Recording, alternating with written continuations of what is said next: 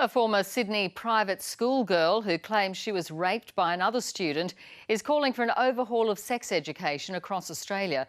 Bronte Vanderfield says there needs to be a greater focus on sexual consent and that it should be taught before students start high school. Crime reporter Mark Reddie.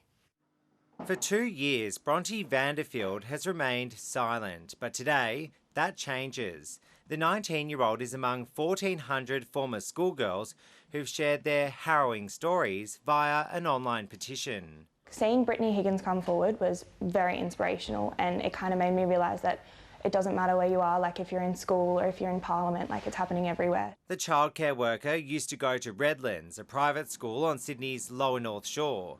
When she was 16, she claims another student raped her at a house party.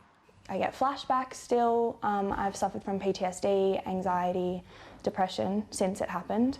While at Redlands, Bronte Vanderfield claims she had one class on sexual consent, ran by a male police officer. I think it is super important to have both genders teaching it, especially in a co-ed school. Redlands Principal Stephen Webber declined our request for an interview today, but said protective behaviours are taught to students as early as preschool.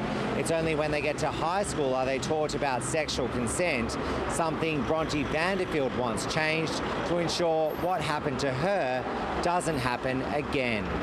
Redlands says it's now reviewing its programs. It does start with education and educating kids from a younger age.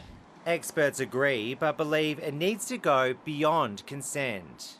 If we're not talking about pornography, then it's the elephant in the room. Lots of young people are getting their default sex education from pornography.